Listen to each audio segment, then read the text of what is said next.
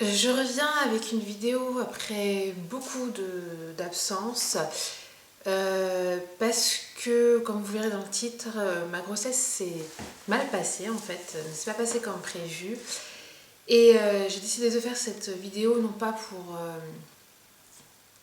raconter ma vie, juste pour témoigner en fait de ce qui nous est arrivé, parce que c'est quelque chose de très dur. Et je pense que, moi, ça m'aurait aidé en fait de voir ce genre de vidéos pour comprendre, pour avoir, pour parler à des gens parce que quand on accouche d'un ange, voilà, j'ai accouché d'un ange, en fait, on se retrouve bien seul. Voilà, on se retrouve bien seul dans cette épreuve et ça fait toujours du bien d'en parler, donc j'ai décidé de témoigner. Donc, je vais vous raconter un peu mon histoire. Donc comme vous avez suivi au début, j'avais une grossesse parfaite, hein, pas eu de problème majeur. À l'échographie du 5e mois, on a appris qu'on attendait un petit garçon, qu'on était vraiment très très contents. Et le médecin m'avait dit que tout allait bien, il n'y avait aucun problème, la grossesse se passait très très bien. Mon petit bonhomme était même très grand et devait peser déjà, si je me souviens, 800 et quelques grammes. Donc c'était déjà beaucoup pour son âge, on va dire. Et donc il n'y avait aucun problème. Il m'avait juste dit de revenir 15 jours après parce que mon bébé bougeait beaucoup, il ne voyait pas bien son cœur et il avait besoin de faire des petites mesures en plus, mais rien d'inquiétant. Enfin, en tout cas, je ne me suis pas méfiée, je ne me suis pas inquiétée et j'ai fait confiance au médecin. Et du coup, à partir de cette échographie-là, où on était tout content qu'on avait pris, qu'on attendait un petit garçon, on a forcément tout acheté en 15 jours. Voilà, on a presque fini la chambre, il a trouvé le prénom, les vêtements, enfin j'ai vraiment tout, tout. La poussette, enfin vraiment tout. Et je vais donc à cette fameuse échographie qui devait juste durer 10 minutes parce que c'était juste pour calculer le cœur, voir si tout allait bien. Donc je suis allée seule sans mon mari parce qu'il n'y avait vraiment rien d'alarmant.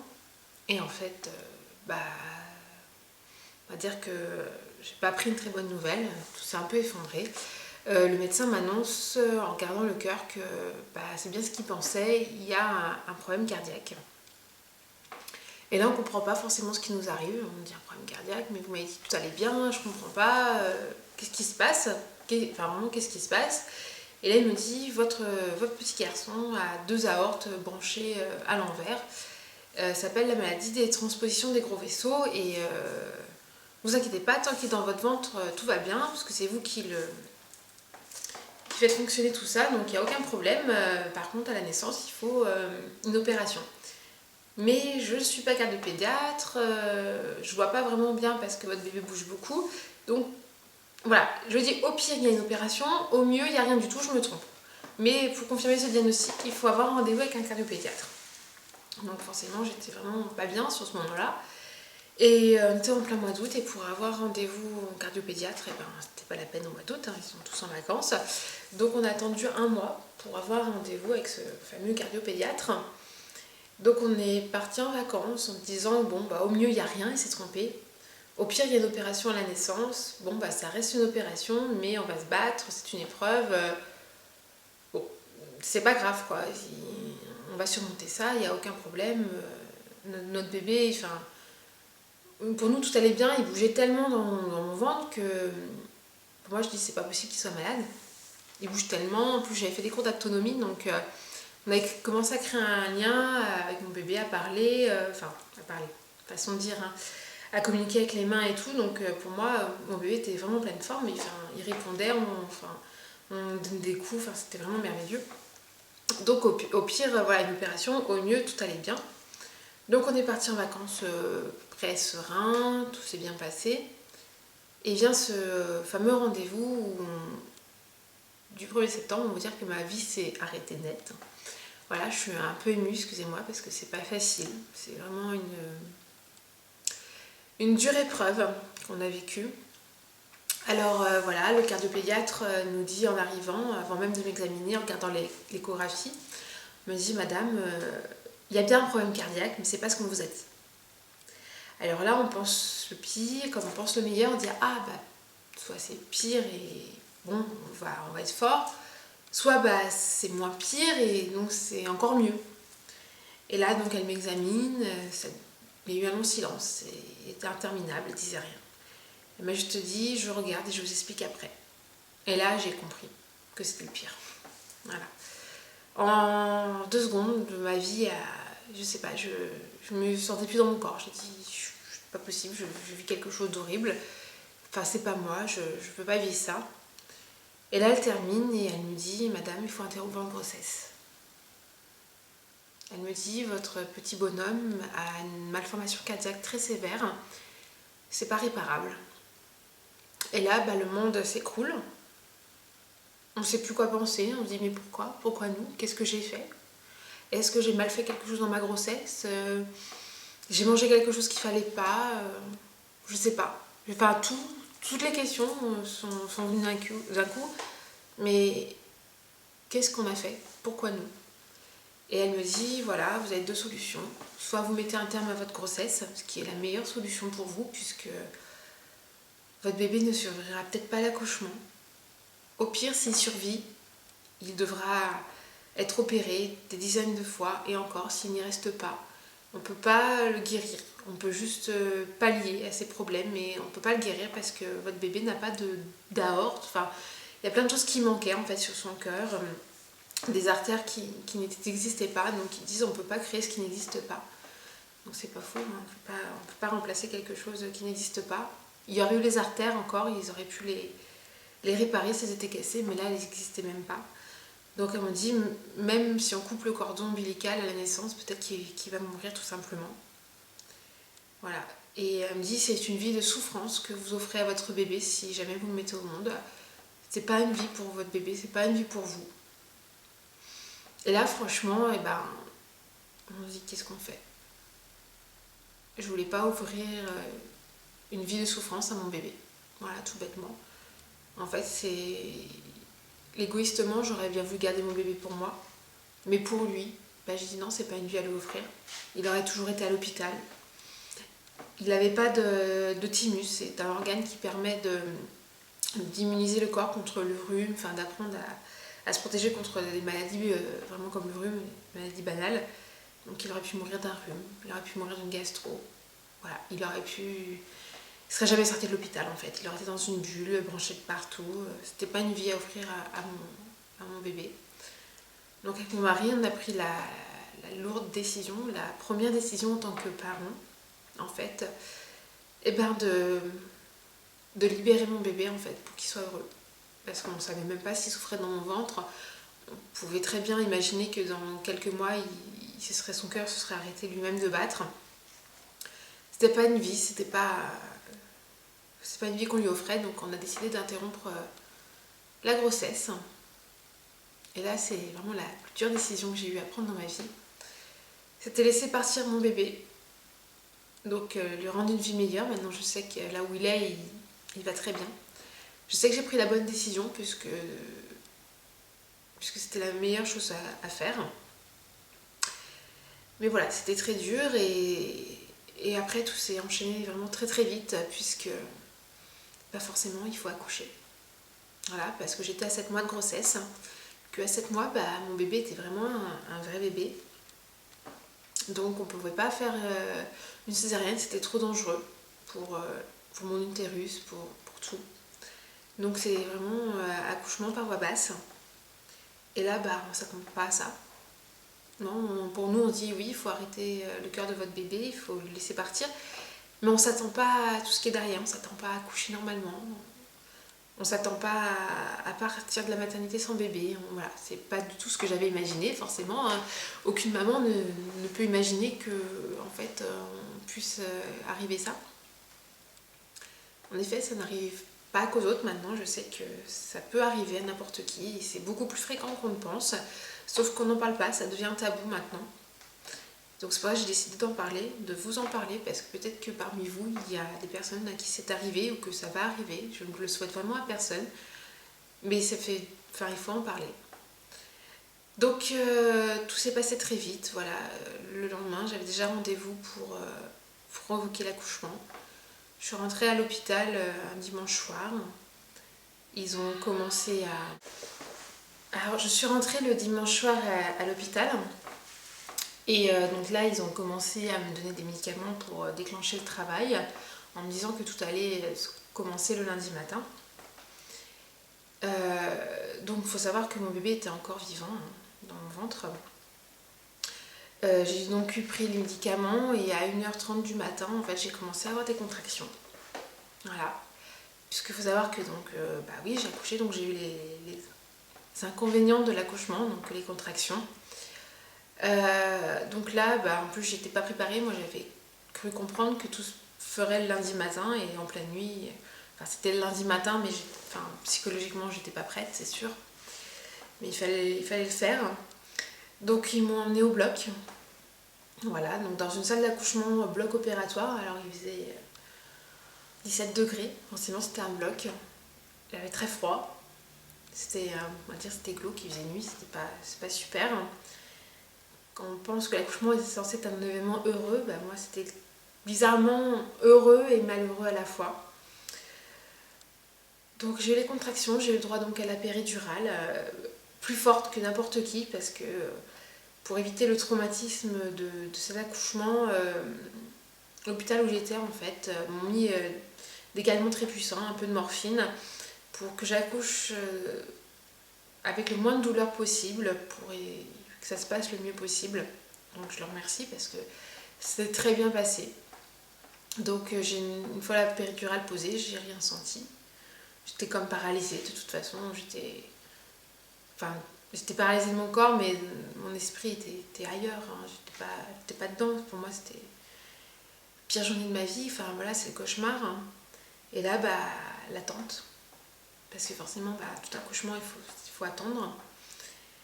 Et à 5h du matin, bah, les médecins sont venus. Voilà.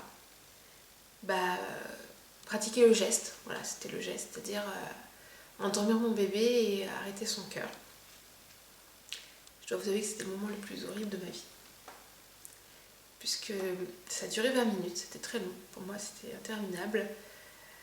Où ils ont inséré donc une aiguille dans mon ventre pour atteindre le cordon ombilical et injecter donc un produit pour endormir mon bébé.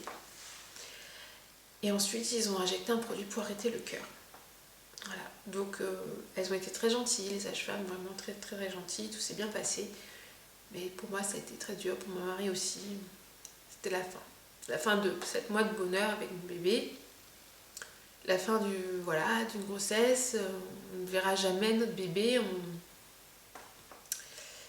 Voilà, c'est un moment horrible. Mais il fallait passer par là.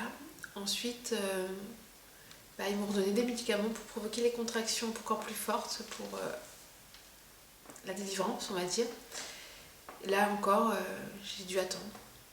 Attendre et encore, mon malheur, c'était assez rapide. Ça aurait pu durer plusieurs jours, plusieurs heures. Moi, à 9h, j'ai senti mon bébé descendre. J'ai pas poussé. Voilà, en fait, il m'a donné des médicaments tellement forts que le travail s'est fait automatiquement et que j'ai pas eu besoin de pousser. Mon bébé est donc sorti tout seul. On avait le choix ou non de pouvoir voir notre bébé. Voilà, pour lui dire au revoir. Alors, j'ai choisi que je voulais le voir. Voilà, moi, c'est mon bébé, c'est mon premier enfant. Même s'il n'a pas vécu, pour moi, il a vécu 7 mois dans mon ventre. On a eu un lien ensemble, très très fort. Et du coup, je ne pouvais pas le laisser partir comme ça. Il fallait que je lui dise au revoir. Donc, du coup, les sages-femmes ont fait ça très bien. Elles ne me l'ont pas montré tout de suite. En fait, elles l'ont emmené dans une pièce, elles l'ont nettoyé, elles l'ont lavé. Elles l'ont habillé de la tenue que j'avais choisie en fait. Du coup, elles me l'ont ramené comme un bébé endormi en fait, emmailloté dans un petit linge, comme s'il était vivant encore. Et elles me l'ont donné dans les bras. Et là, bizarrement, j'ai arrêté de pleurer et j'étais soulagée, sereine. J'ai vu mon bébé. C'était le plus beau jour de ma vie. Bizarrement, parce que j'étais fière, voilà, je suis très très fière d'avoir mis au monde ce bébé. Et il était beau, voilà, alors forcément on va dire que tous les mamans disent que son bébé est beau. Oui, mais forcément, pour moi il était vraiment très très beau. À 7 mois, mon bébé était bien formé. Il avait les sourcils, les ongles, les cheveux, d'aspect extérieur, aucune malformation. C'était vraiment que l'intérieur qui n'allait pas. Alors c'était un petit bébé, mais encore à 7 mois, il était bien grand, 42 cm et 1,550 kg. Donc on était fiers, voilà, on était très fiers, on a pu donc lui dire au revoir. Et c'était un moment particulier, voilà, c'est important, je pense, de pouvoir lui dire au revoir. Si jamais vous êtes dans cette situation, vous ne savez pas ce que vous voulez faire, je ne vous dis pas de le prendre dans les bras ou autre, mais je vous dis de le voir. Ça fait du bien, ça m'a soulagée. Parce que je l'ai vu, il dormait, il était apaisé, je sais que j'ai fait la bonne solution, enfin voilà, la bonne décision, on a vraiment pris la bonne décision et ça fait vraiment du bien de mettre un visage sur un nom parce qu'on avait décidé de l'appeler Valentin. Voilà, donc on l'a appelé donc Valentin puisque à ce stade de la grossesse, il est considéré donc comme un vrai enfant.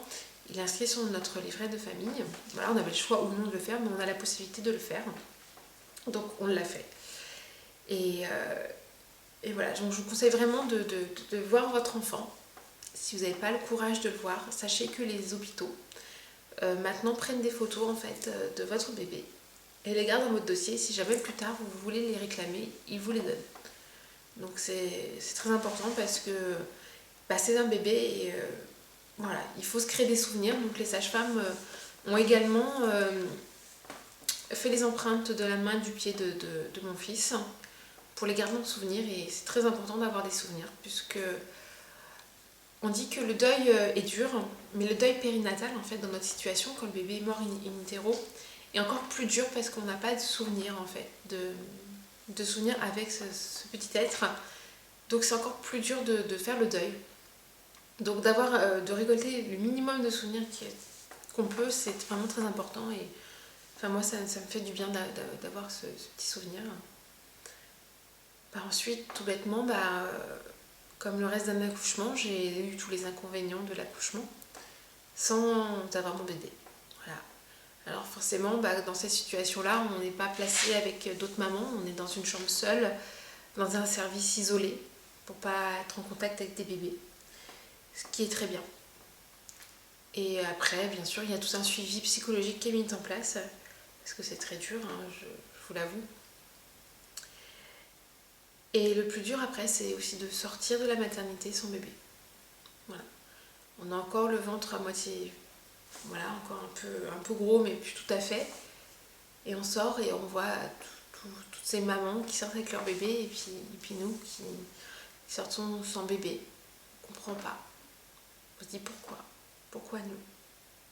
C'est la question qui revient souvent. Après, on culpabilise. Est-ce qu'on a fait la bonne décision? Est-ce qu'ils ne sont pas trompés? S'ils sont trompés, c'est horrible.